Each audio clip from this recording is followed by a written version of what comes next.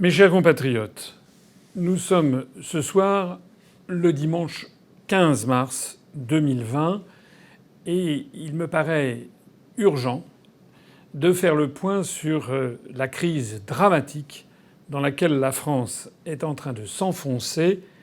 Je veux parler bien entendu de la pandémie mondiale et de l'épidémie nationale de coronavirus.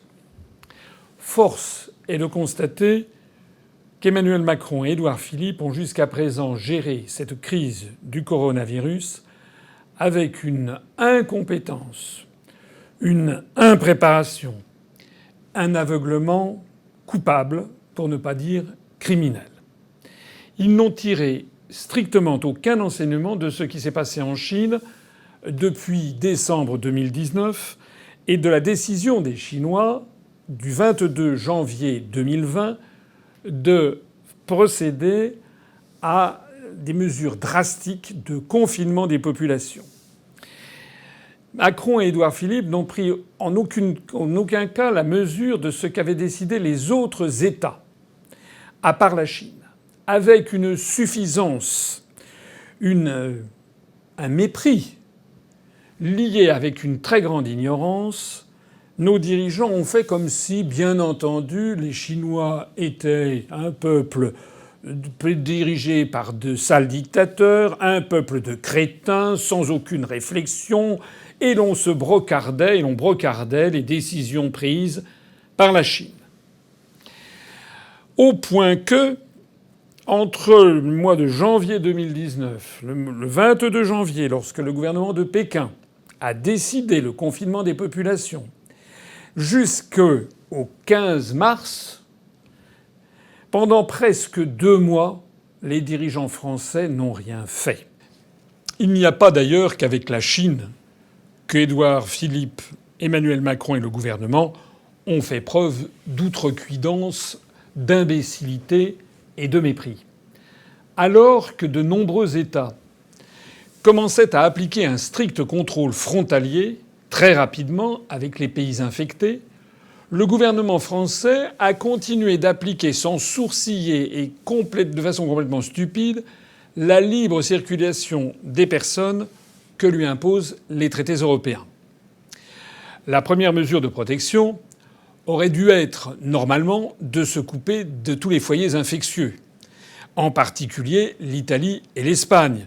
Je rappelle qu'à travers le monde, un certain nombre de pays ont pris très rapidement des mesures, justement, de confinement de leur population et de fermeture des frontières pour empêcher que, justement, des personnes infectées viennent chez elles. C'est pas du tout ce qui a été fait. Macron a tourné en dérision ce type de décision fondamentale. Il a affirmé à la télévision, pas plus tard que le 12 mars, nous sommes le 15, c'est-à-dire il y a 3 jours, Macron a expliqué encore, je le cite, que ce virus n'a pas de passeport. Qu'est-ce que ça veut dire, ce virus n'a pas de passeport ? Bien entendu, on comprend qu'il ne s'arrête pas par des frontières physiques. Mais ce que l'on peut arrêter par les frontières physiques, ce sont les porteurs du virus, ce sont justement les personnes.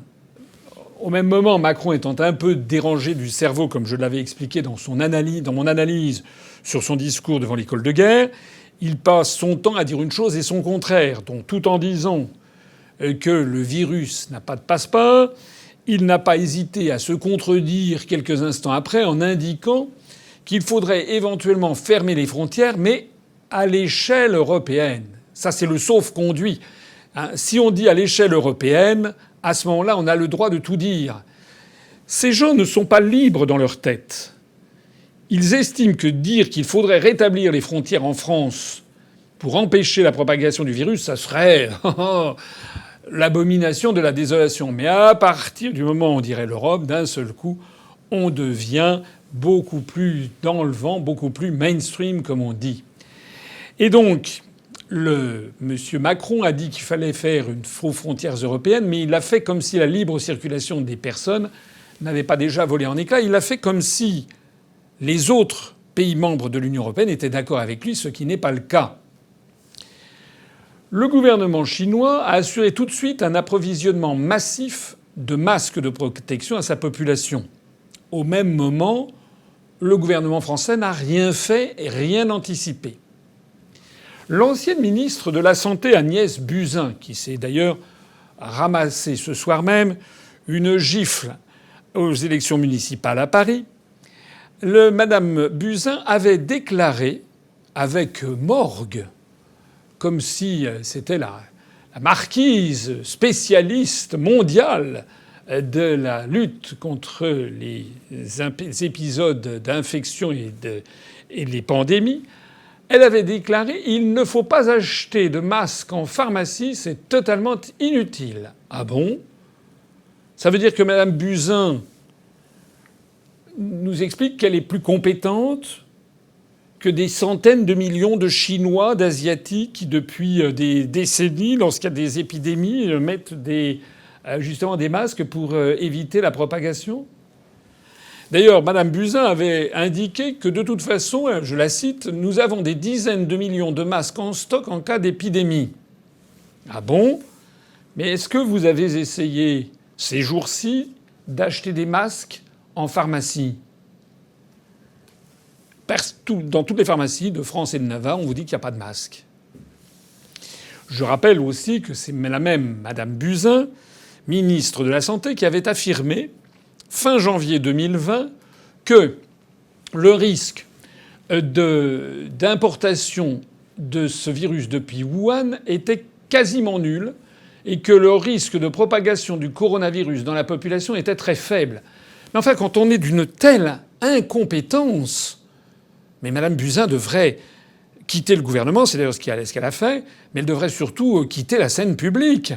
Il faudrait d'ailleurs, et je pense que nous y arriverons, cette sera une de mes conclusions, il va falloir demander des comptes à tous ces gens qui se permettent de dire devant des millions de Français, avec une suffisance, une morgue, un orgueil qui n'a d'égal que leur totale incompétence et ignorance des propres dossiers, qui se permet de dire des contre-vérités monumentales.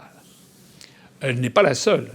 Le ministre de l'Éducation, M. Jean-Michel Blanquer, très occupé à détruire ce qui reste d'éducation nationale, a affirmé jeudi 12 mars, il y a 3 jours, je le cite, que fermer les écoles n'est pas la stratégie adoptée.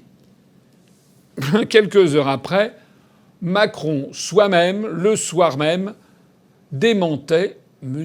Blanquer. Qu'est-ce que ça signifie? Qu'est-ce que ça signifie? Quel est ce gouvernement de pieds nickelés? Quoi qu'il en soit, on est dans une situation absolument hallucinante où quand on lit les conseils du gouvernement, on vous explique qu'il faut se laver les mains très souvent avec du savon ou avec une solution hydroalcoolique. Sauf que quand vous allez dans une pharmacie, il n'y a pas plus de solution hydroalcoolique que de masques de protection ou que de beurre en broche. On se moque des Français dans une situation qui est exceptionnellement grave puisque ce sont des centaines, des milliers, peut-être des dizaines de milliers de morts qui sont à la clé de toute cette affaire. Car la maladie, malheureusement, se développe maintenant de façon incontrôlée en France et pratiquement aucun Français n'a de masque ni de gel hydroalcoolique, pourtant indispensable à la désinfection quand il n'a pas de savon et d'eau courante. Alors que le gouvernement chinois a très rapidement décidé de mesurer systématiquement la température des personnes pour détecter dans une foule les malades et les isoler afin de casser la propagation du virus, rien de tel n'a été fait en France chez nous. Chez nous, aucune prise de température systématique, notamment dans les centres commerciaux, dans les transports, et quasiment très peu de tests de coronavirus sont disponibles. Alors que l'épidémie a touché à ce jour un peu plus de 100 000 personnes en Chine, où l'on considère qu'elle est en voie de refluer, Mme Merkel a estimé que 60 à 70% des Allemands pourraient être infectés. 60 à 70% des Allemands pourraient être infectés. Je rappelle qu'il y a eu 100 000 cas à peu près en Chine et qu'il y a à peu près 1,450 milliard de Chinois. Donc s'il y avait en Chine 60 à 70% de Chinois infectés, eh bien ça nous fait quelque chose qui ne devrait pas être loin du milliard de personnes et non pas de 100 000. C'est-à-dire qu'il y a un rapport de 1 à 1000 entre les projections faites en Allemagne et, comme on va le voir dans un instant, en France, et ce qui s'est réalisé en Chine. Les pourcentages de 60 à 70% qu'évoque Mme Merkel pour l'Allemagne, s'ils s'appliquent à la France, ce qui est admis par certains scientifiques, et d'ailleurs M.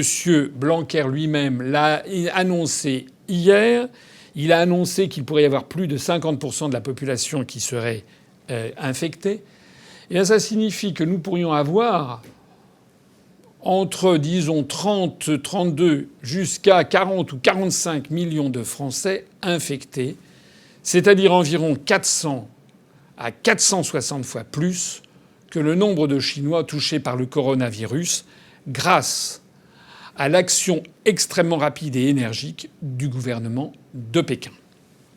Pour se défendre de n'avoir pas pris de mesures préventives rapidement, notamment de confinement, le gouvernement français, par la voix de son nouveau ministre de la Santé, M. Olivier Véran, a décidé, tout à fait simple, d'incriminer, tenez-vous bien, les réseaux sociaux sur France Inter. Il a expliqué sur France Inter un raisonnement que je n'ai toujours pas compris, que je vous livre, je le cite. Monsieur le nouveau ministre a dit ceci: la Chine a une capacité de réactivité, merci de le reconnaître. Elle a pris ses responsabilités en prenant des mesures de confinement très rapidement, merci de le reconnaître. Je ne suis pas sûr qu'il serait possible de réaliser ça dans un pays où les réseaux sociaux seraient ouverts. Qu'est-ce que ça veut dire, ça ? Ça veut dire qu'on voit bien que le gouvernement français essaye de faire croire que cette mesure de coercition serait une mesure attentatoire aux libertés, une mesure quasiment crypto-fascisante, etc., etc., et que dans un grand pays de liberté comme la France, ce serait extrêmement difficile, la liberté étant les réseaux sociaux. On a un peu l'impression même que ça voudrait dire que si on est amené un jour à faire pareil, il faudra bloquer les réseaux sociaux. Qu'est-ce que c'est que ces raisonnements complètement controuvés et dangereux ? Non, monsieur Véran, le fait qu'il y ait ou non des réseaux sociaux n'a rien à voir avec le fait qu'un État ait de l'autorité et décide avec autorité de procéder au confinement des populations. C'est d'ailleurs ce que le gouvernement français, contraint par les faits, est en train de faire. Continuons notre comparaison. Alors que le gouvernement chinois a fait construire en urgence 16 hôpitaux de campagne dans la région de Wuhan, là où est née l'épidémie, et que ce gouvernement en a déjà fermé 14 en raison de la baisse du nombre de cas, ce qui fait que l'opération a été bien menée, ces hôpitaux ont été créés en quelques jours pour faire face à l'afflux de malades. Eh bien, Macron et Philippe n'ont pris quant à eux aucune mesure pour augmenter massivement nos capacités d'accueil et de soins des personnes infectées. Or, les hôpitaux français sont saignés à blanc par des décennies et des décennies d'austérité budgétaire en application des règles européennes. Il en est de même, et bien entendu, des services d'urgence. Or, c'est justement là que le problème, puisque comme le montre le cas italien, où la situation du système hospitalier italien est à peu près comme en France, due aux contraintes européennes, de contraintes budgétaires, et les partisans de ce qu'on appelle l'hôpital des flux et non pas l'hôpital des stocks, c'est-à-dire qu'au lieu d'avoir des stocks de machines, des stocks de machines d'intubation, d'avoir des stocks de masques, d'avoir des stocks de gants, d'avoir des stocks de produits hydroalcooliques, d'avoir des stocks qui ne sont pas utilisés, de seringues, de tous les produits dont on a besoin d'un hôpital. Maintenant, c'est systématiquement le flux tendu, c'est-à-dire avoir le moins de stocks possible pour que ça coûte le moins cher possible. Oui. Sauf que qu'est-ce qui se passe lorsque d'un seul coup on a brutalement besoin de stocks 10 à 15 ou 100 fois supérieurs à la moyenne ?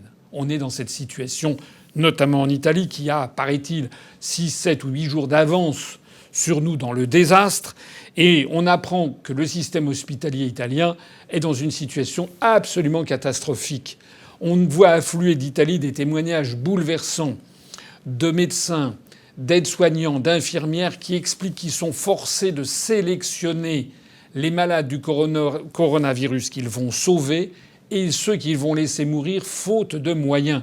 Puisque vous le savez, la conséquence de cette maladie, c'est qu'elle peut provoquer soudainement une détresse respiratoire et il faut absolument à ce moment-là pouvoir intuber le patient en lui ventilant de l'air directement dans les poumons, voire en lui prélevant du sang, en oxygénant le sang et en lui remettant du sang oxygéné dans le corps. Sinon, la personne risque de mourir étouffée. Mais pour cela, il faut avoir non pas 7000 lits comme en France, 5, 6, 7 ou 8000 lits d'urgence comme en France, il faut en avoir, au pire de l'épidémie, il faudrait peut-être en avoir 100 000 lits. C'est exactement le problème auquel est actuellement confrontée l'Italie et le problème vers lequel la France fonce tout droit du fait de l'inaction criminelle de Macron et du gouvernement français. Quant aux premières mesures de confinement de la population, Macron et Philippe viennent tout juste de les annoncer, mais c'est trop tard pour tuer dans l'œuf la propagation du coronavirus. Il aurait fallu faire ça à l'aune de l'expérience chinoise. À partir du moment où, je le disais tout à l'heure, les Chinois ont commencé à faire ça le 22 janvier, un gouvernement digne de ce nom aurait fait un examen très précis de la situation en Chine. Ils auraient d'ailleurs très bien pu envoyer une mission à Pékin pour se renseigner sur les tenants et les aboutissants. On a une coopération scientifique franco-chinoise, on a une ambassade à Pékin, on a un service scientifique à Pékin, on a une ambassade de Chine en France. Comment se fait-il qu'il n'y ait pas eu immédiatement des contacts qui aient été pris à très haut niveau pour demander aux Chinois pourquoi faites-vous cela ? Quel est l'objectif que vous poursuivez ? Qu'est-ce que vous entendez faire ? Qu'est-ce qui se passe ? Et pourquoi est-ce que nous, on peut faire autre chose ? Et qu'est-ce que vous nous conseillez ? Mais non. Les Français, c'est bien connu, sont plus malins que tout le monde. Et puis les Français sont lancés dans une construction européenne ayant vocation à faire contrepoids à la Chine. Et donc, on a considéré que les Chinois étaient des crétins. Au passage, quand je dis on, j'ai l'impression que la situation est un peu plus compliquée que ça. J'ai l'impression qu'à la tête de l'État, il y a maintenant un véritable problème, c'est que il semble que Macron soit complètement à la masse. Parce qu'il y a quelque chose qui vient de se produire et qui est extrêmement rare dans le gouvernement français. C'est que les deux têtes de l'exécutif se sont quasiment contredites à 48 heures d'intervalle. Elles ne sont plus sur la même longueur d'onde, puisque Macron, le président de la République, a annoncé jeudi 12 mars qu'il allait faire un geste fort. Mais on s'en fout qu'il fasse un geste fort ou faible. Il ne s'agit pas de faire un geste, il s'agit de prendre des mesures d'hommes d'État pour régler un problème sanitaire majeur qui risque de provoquer des milliers, des dizaines de milliers, peut-être même des centaines de milliers de morts. Normalement, le jeudi 12 mars, Emmanuel Macron aurait dû prendre des décisions fermes et définitives, avec effectivement la fermeture des écoles, des lycées, des collèges, mais également la fermeture des commerces, des restaurants, des bars, etc., et avec le confinement de la population, et éventuellement en ayant recours à l'article 16 de la Constitution. Il ne l'a pas fait, mais c'est Édouard Philippe qui, 2 jours plus tard, l'a fait en annonçant 48 heures après la fermeture d'un grand nombre de commerces. Il s'était pourtant rien passé entre-temps. Alors qu'est-ce que ça signifie ? Ça signifie qu'on a perdu 2 jours. Or, chaque jour compte, puisque chaque jour, le nombre de personnes infectées augmente environ de 25% en France. Ça veut dire qu'en 2 jours, il y a eu 50% de personnes infectées en plus. Ça veut dire que si les décisions avaient été prises dès le 12 mars, on aurait quand même gagné. Or, il s'agit d'une course de vitesse entre l'augmentation du nombre de personnes infectées et les moyens disponibles dans les services de réanimation pour intuber les malades. Est-ce que c'est si compliqué à comprendre ? Je rappelle d'ailleurs que c'est le même Emmanuel Macron qui, le 9 mars, il y a 6 jours, a jugé bon d'aller avec Dame Trogneux sur les Champs-Élysées pour inaugurer un café, le Café Joyeux, en disant que c'était formidable d'aller ouvrir un café. On n'a jamais vu ça. On n'a jamais vu ça. D'abord, un président de la République qui se déplace pour l'inauguration d'un café. Deuxièmement, même si c'est un café pour handicapés, donc pour une cause sympathique, c'est quand même pas forcément le rôle d'un président de la République d'aller inaugurer une brasserie. Mais deuxièmement, 5 jours avant que le gouvernement décide de le fermer. Et j'ajoute encore que lorsque M. Macron s'est rendu à cet endroit, il a fait des plaisanteries totalement déplacées. Il a dit qu'il était mort de rire. Il a plaisanté sur le coronavirus alors que nous savons maintenant de façon certaine que le nombre de morts en France est en train de grimper de façon exponentielle. Ce monsieur qui se rendait voici une semaine dans un théâtre parisien en expliquant qu'il fallait que les Français continuent à vivre comme d'habitude et qu'ils continuent à aller au théâtre et se laisser photographier en Superman comme on l'a vu récemment. Macron il est dingue. Il plaisante de choses qui sont des drames humains effrayants. Il y a déjà plus de 150 morts en France du coronavirus. Ça me rappelle lorsqu'il était allé à Mayotte qu'il avait fait cette plaisanterie qui lui a définitivement aliéné la sympathie de tous les peuples d'Afrique de l'Est lorsqu'il s'est permis de plaisanter sur les immigrants un clandestin venant des Comores pour aller à Mayotte et qui se noie et qu'il avait dit on pêche avec des kwassa-kwassa, on pêche le Comorien dans le détroit de Mozambique. C'est même pas de l'humour noir, ça n'a même pas de qualificatif. C'est pas tout. Alors que des mesures de plus en plus drastiques sont prises, les élections municipales ont été maintenues pour le dimanche 15 mars aujourd'hui même. Là aussi, on tombe du placard. Parce que soit ça n'est pas grave, auquel cas on peut faire les élections, soit c'est grave au point qu'il faut fermer en urgence les bars, les restaurants, etc., tous les rassemblements humains, auquel cas il faut reporter les élections. On prête, d'après les gazettes, à Macron la volonté d'avoir voulu reporter les élections, et paraît-il que c'est Gérard Larcher, le président du Sénat, Laurent Fabius, le président du Conseil constitutionnel, qui serait intervenu pour dire qu'il n'en était pas question. Et M. Macron aurait cédé. Qu'est-ce que c'est que cette histoire ? On a l'impression que Macron est une espèce de bouchon sur l'océan qui ne sait plus quoi décider en rien. Est-ce que par hasard il n'y aurait pas eu des considérations de nature politique ? Parce que effectivement, si En Marche savait qu'il allait faire de mauvais résultats maintenant, il peut anticiper que si on entre dans une période d'épidémie dramatique et qu'il y a des milliers de morts en France, il est possible que si les élections sont reportées après cette bouffée d'épidémie, c'est-à-dire reportées au mois de juin après plusieurs milliers de morts, il est possible que les électeurs soient encore plus sévères avec En Marche. Mais si c'est ça le raisonnement, il est absolument abject. Il est abject. D'ailleurs, à propos d'abjection, j'entends ici ou là, notamment M. Mélenchon, qui dit qu'il faut une union nationale avec le gouvernement, tati et tata. Oui, tiens donc, une union nationale. Je rappelle qu'on a fait savoir dans les médias que le Premier ministre avait décidé de réunir tous les partis politiques français pour leur donner les informations de la dernière actualité et recueillir leurs avis. Je signale que, bien entendu, ni moi-même, ni aucun responsable de l'UPR, ni l'UPR en tant que tel n'a été convié. Toujours au même motif que nous n'entrons jamais dans la bonne case. Voilà. Il se trouve que ce soir même, nous avons dans les élections municipales dans 2 villes, à Saint-Arnoult-en-Yvelines et à La Courneuve, des candidats qui dépassent les 10 et les 11% des suffrages. Il se trouve que sur la plupart des villes où on se présentait, on constate une poursuite de l'augmentation de notre influence, où l'on a maintenant 6 ou 7 villes qui dépassent 2% des suffrages. Nous ne comptons toujours pour rien, au motif que nous n'avons pas de députés à l'Assemblée nationale.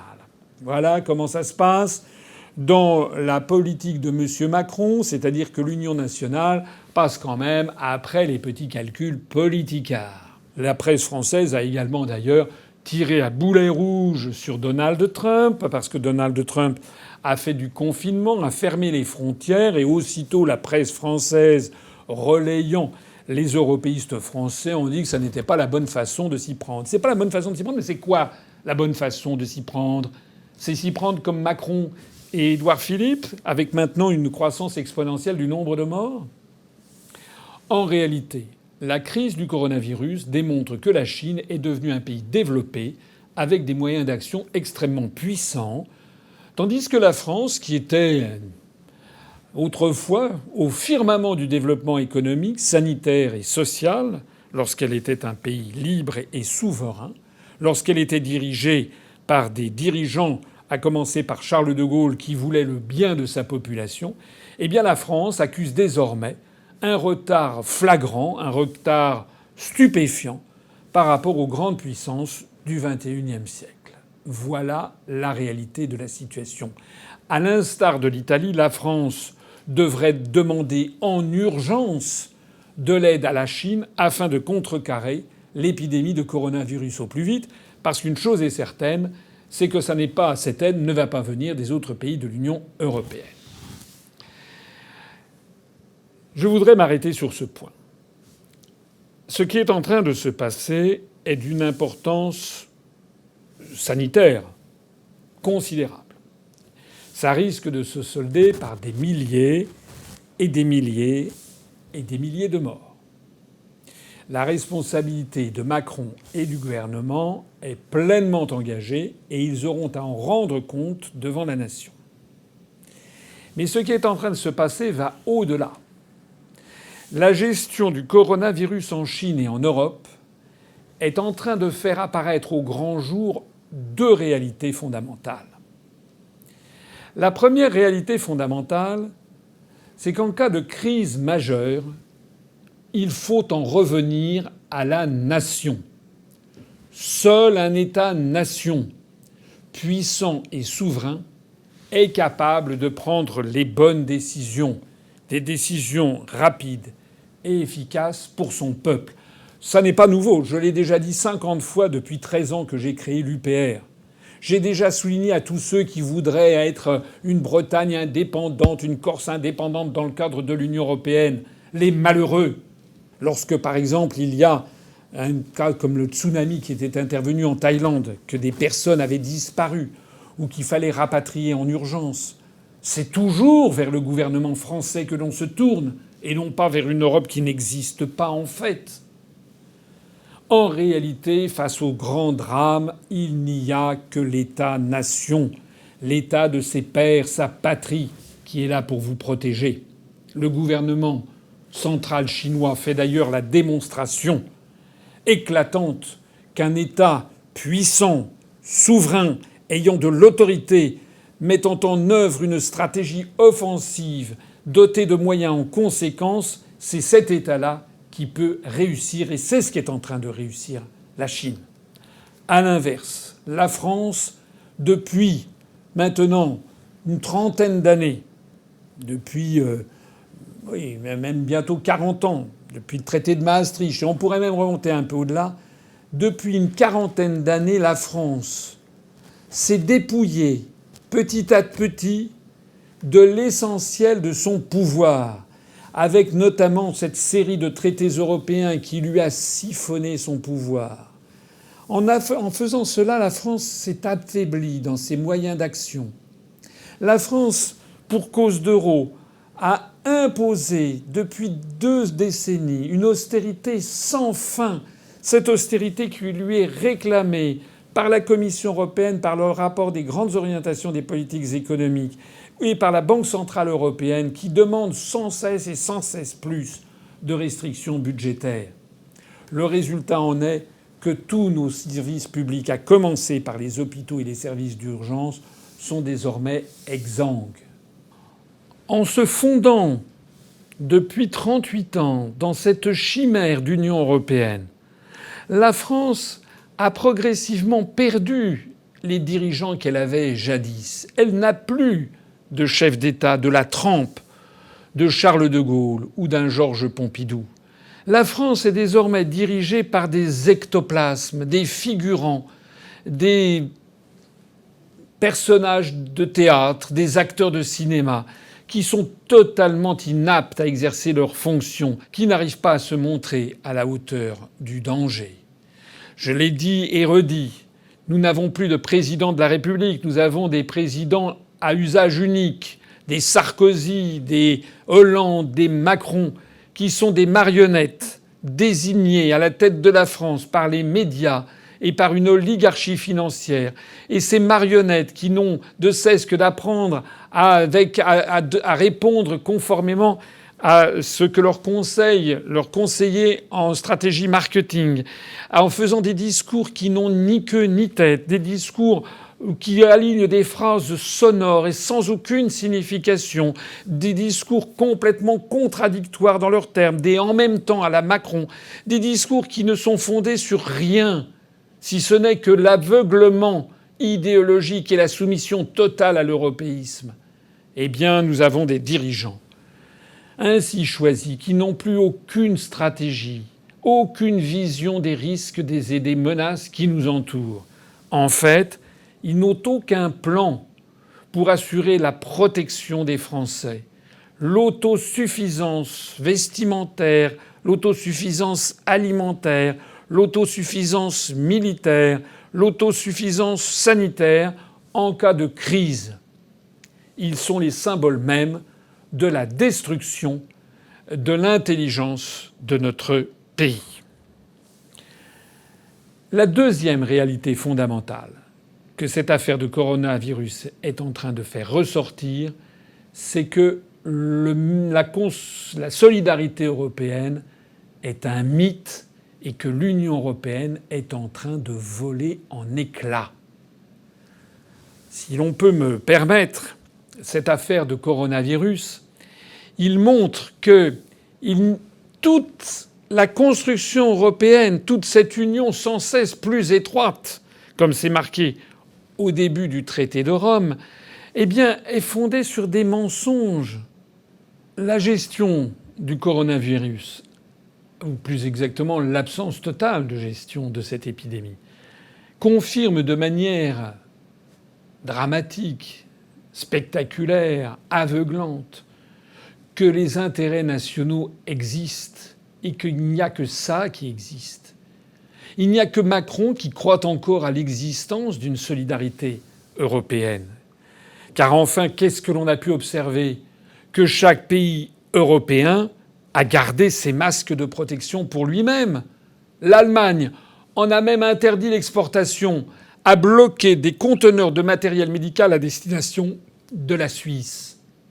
Le gouvernement allemand a même fait savoir il y a quelques heures qu'il nationalisera les entreprises qu'il estimera d'intérêt stratégique si nécessaire, ce qui d'ailleurs va frontalement à l'encontre de l'idéologie ultralibérale et anti-État qui sous-tend les traités européens. De la même façon, on apprend que le gouvernement italien a décidé, si nécessaire, de renationaliser Alitalia, la compagnie aérienne, puisque les compagnies aériennes, du fait de l'effondrement des voyages consécutifs à la fermeture des frontières, énormément de compagnies aériennes risquent de basculer dans la faillite. C'est le cas d'Alitalia, c'est peut-être le cas d'Air France. Air France qui vient d'annoncer d'ailleurs qu'elle allait mettre au chômage partiel 80% de ses salariés. Dans le même temps, le gouvernement français, complètement à côté de la plaque, ne rêvait encore il y a quelques jours que de brader Aéroports de Paris qui gère des infrastructures aéroportuaires stratégiques. Et il a tellement manigancé les médias qu'il ne s'est trouvé que 1 100 000 Français pour voter en faveur du référendum, alors même que l'on sait qu'une écrasante majorité des Français sont contre.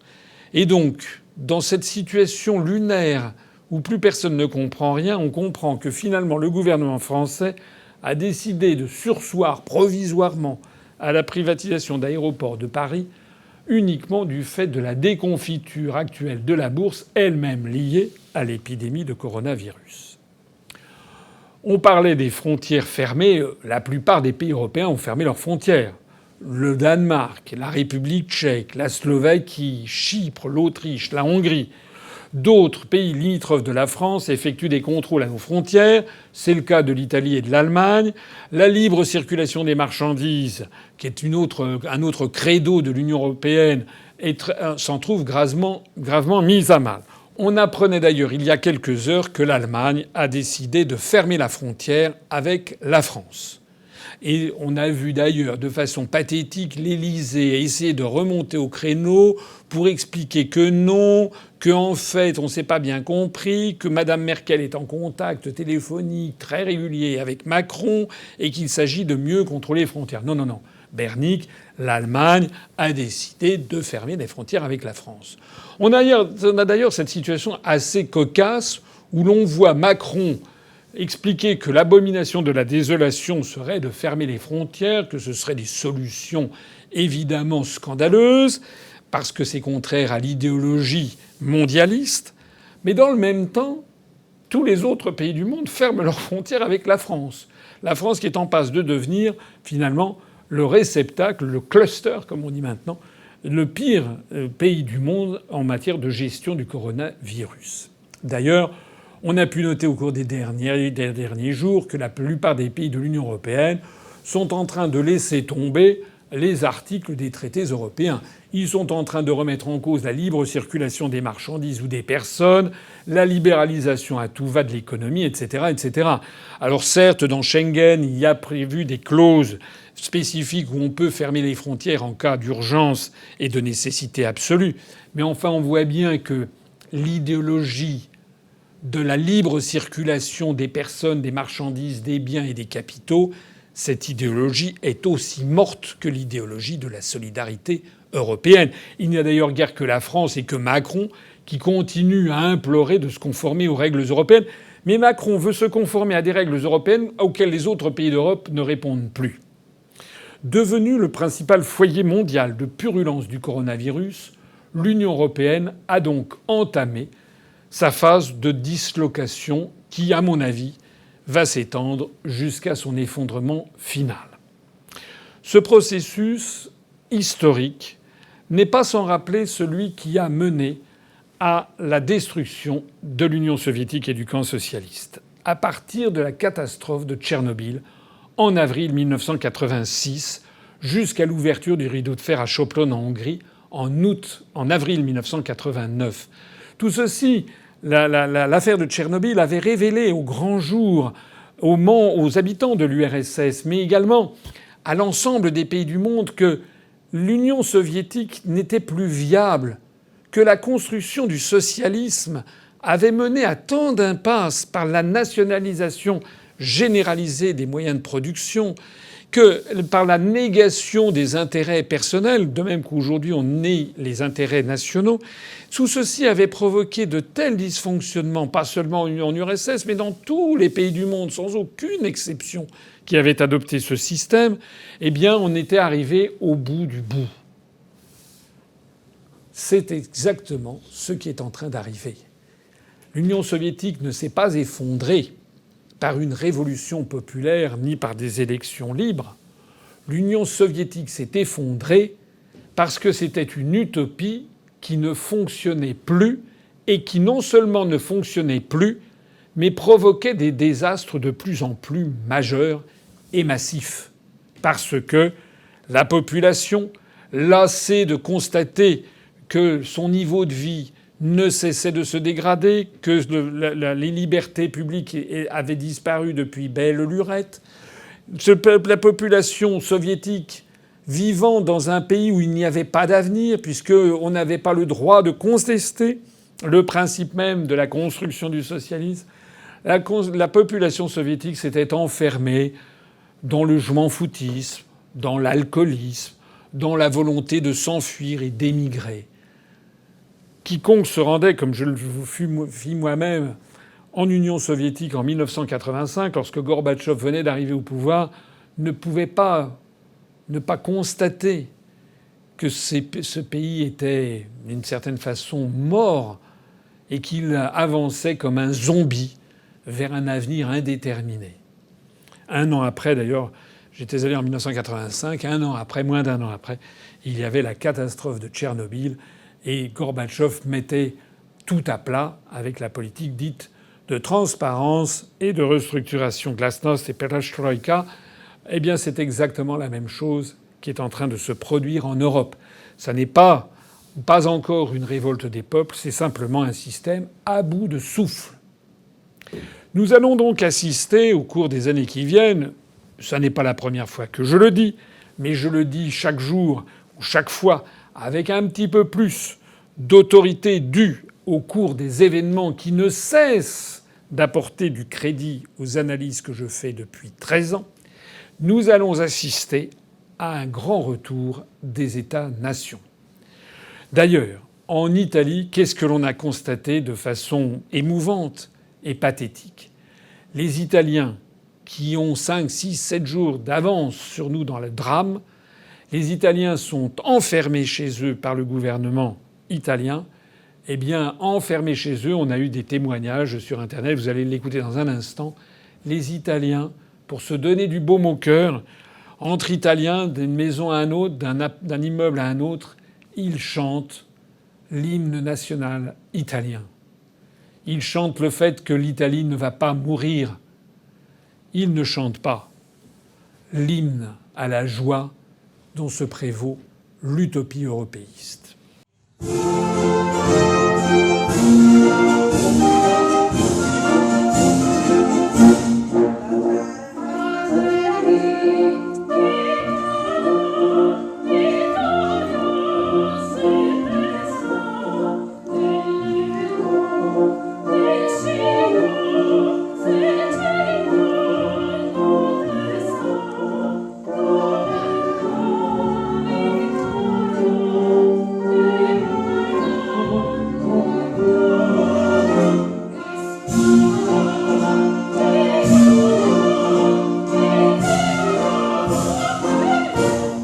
Alors, la question est maintenant de savoir ce que veulent les Français. Est-ce qu'ils veulent continuer à être les éternels sacrifiés de la construction européenne ou est-ce qu'ils vont reprendre en main leur destin, redevenir ce peuple libre, indépendant et prospère qu'il a toujours été dans les grands moments de son histoire ? Concrètement, cela signifie que les Français doivent par exemple décider soit de continuer à payer notre contribution nette au budget européen, qui représente quelque chose comme 10 milliards d'euros par an et qui, du fait du Brexit, va pouvoir peut-être monter jusqu'à 14, 15, 16 milliards d'euros. Cet argent qui est dépensé en pure perte. Par exemple, nous versons chaque année 2,5 milliards d'euros à la Pologne pour que celle-ci s'achète notamment des chasseurs, des avions de chasse, des chasseurs F-35 américains. Est-il normal, est-il légitime que la France dépense cet argent pour des gens qui sont ingrats ? Est-ce qu'il ne serait pas plus légitime de renforcer, par exemple, notre système de santé pour faire face au coronavirus, pour ouvrir des hôpitaux de campagne, comme ont su le faire en 10 jours les Chinois? Qu'attend-on pour aller demander de l'aide aux Chinois pour qu'ils nous aident à construire en 10 jours ces hôpitaux de campagne dont nous avons besoin pour soigner l'afflux énorme de malades qui s'annonce et soutenir nos entreprises, notamment les PME, les artisans et les commerçants qui vont considérablement souffrir des mesures de confinement. Oui, on est obligé de prendre des mesures de confinement, mais ça signifie que des PME, des artisans, des commerçants vont avoir un chiffre d'affaires qui va tomber à zéro. Combien vont être obligés de mettre la clé sous la porte, de tomber en faillite? Quel problème cela va-t-il poser aux banques qui leur prêtent de l'argent? Cet argent-là, nous devons absolument, plutôt que de donner de l'argent à la Pologne, à la République tchèque, à la Croatie, etc., qui, dès que nous avons les virus, ont fermé leurs frontières, eh bien, il faut maintenant que la France arrête de verser cet argent à Bruxelles dès demain. Et si M. Macron était un chef d'État, il dirait dès demain, c'est terminé. La France ne verse plus un sou à l'Union européenne. Maintenant, nous allons construire des hôpitaux de campagne pour faire face au désastre ambiant. Dans un précédent communiqué de presse, en date du 31 octobre 2019, que j'ai relu et que vous pouvez retrouver sur notre site, nous avions calculé que la France dilapide chaque année, au titre de sa contribution nette au budget européen, l'équivalent d'une cinquantaine d'hôpitaux, comme celui de Melun dont la construction a coûté 194 millions d'euros. Une cinquantaine d'hôpitaux par an. C'est ça que nous coûte notre participation à l'Union européenne. Ce sont des moyens qui, aujourd'hui, nous font cruellement défaut et leur absence va causer peut-être des dizaines de milliers de morts. Voilà ce que sont les résultats de notre appartenance à l'Union européenne, qui, paraît-il, avait pour objectif, au passage, de faire contrepoids à la Chine. Mais qui vient en aide en ce moment à l'Italie ? Et qui demain va venir en aide à la France, sinon la Chine, justement, qui est celle qui nous envoie, qui envoie à l'Italie des tonnes et des tonnes de matériel de soins médicaux, alors que les pays d'Europe, eux, ont fermé leurs frontières. La situation en France pourrait d'ailleurs évoluer dans un sens encore bien plus grave que celui d'une crise économique majeure. Les rangs de la police commencent, semble-t-il, à être également atteints et même ravagés à leur tour par le coronavirus, ce qui nourrit le ressentiment des forces de l'ordre contre l'exécutif, déjà responsable de la dégradation du lien entre la police et la population. Emmanuel Macron et Édouard Philippe pourraient donc se retrouver directement et personnellement confrontés aux Français, notamment aux Gilets jaunes, si de nouveaux mouvements sociaux se développaient.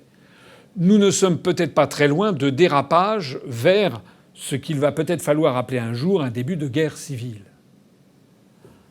Le coronavirus démontre ainsi qu'entre la prétendue construction européenne qui est en train de tout détruire et puis notre santé collective, notre bien-être collectif, notre niveau de vie et même maintenant notre vie, il faut choisir. Les deux sont incompatibles. Seul le Frexit permettra de trancher. Je terminerai cette longue analyse de façon très grave et très triste en faisant référence à deux citations, pour le moins très différentes l'une de l'autre. La première de ces citations, c'est une citation célèbre qu'avait faite Mikhaïl Gorbatchev, le secrétaire général du Parti communiste de l'Union soviétique, le véritable maître du Kremlin, lorsqu'il s'était rendu en République démocratique allemande en octobre 1989, quelques jours avant l'effondrement du mur de Berlin. Il avait en quelque sorte fait le baiser de la mort au secrétaire général du SED, c'est-à-dire l'équivalent du Parti communiste d'Allemagne de l'Est, qui s'appelait Erich Honecker. Et il avait dit à Erich Honecker « Celui qui est en retard sur l'histoire est puni par la vie. » Je m'adresse ici à toutes celles et à tous ceux qui m'écoutent. La France est en train de prendre du retard par rapport à l'histoire. La France vit sur le mythe de la construction européenne alors que tout le monde a compris que c'est terminé. Même les plus européistes des européistes, même des gens comme Jean Quatremer de Libération ou comme Christophe Barbier de l'Express ne savent plus quoi dire. Ils sont là à dire oui, le drame, c'est qu'il aurait fallu une nation européenne. Ils ne savent plus quoi dire, de même que les partisans de la construction du socialisme en 1989, 90, 91 étaient bouche bée, médusés devant l'effondrement inéluctable d'un système non viable. L'Union européenne, l'utopie européenne est en train de s'effondrer. Et si la France ne s'en rend pas compte, si la France n'a pas le réflexe vital de s'échapper de cet échafaudage qui est en train de s'effondrer sur elle, eh bien alors à ce moment-là, comme le disait Mikhaïl Gorbatchev, elle sera punie par la vie. Et puis la deuxième citation avec laquelle je clôturerai cette intervention tragique, car les temps sont tragiques, c'est une citation tirée d'un texte de la Bible de l'Ancien Testament, un magnifique texte qui s'appelle l'Ecclésiaste et qui met en garde depuis 2500 ans: malheur à toi, pays dont le roi est un enfant et dont les princes mangent dès le matin. Qu'est-ce que ça veut dire? Ça veut dire malheur à toi, France, dont le peuple, de façon étourdie, hypnotisé par des médias, a choisi un enfant pour le diriger, et dont les princes, c'est-à-dire les ministres, les dirigeants d'entreprise, les députés, les sénateurs, les parlementaires, mangent dès le matin. Ça veut dire que, à la différence du peuple qui souffre dans la Bible et qui n'a rien à manger, on voit une petite oligarchie entourant le roi enfant se gaver sur le dos du peuple. Depuis 2500 ans, la Bible nous met en garde: malheur à toi, pays dont le roi est un enfant. La France ne doit plus avoir, comme président de la République, un enfant gâté, un enfant pourri, un enfant totalement irresponsable de tout le malheur qu'il apporte à la France. Vive la République et vive la France.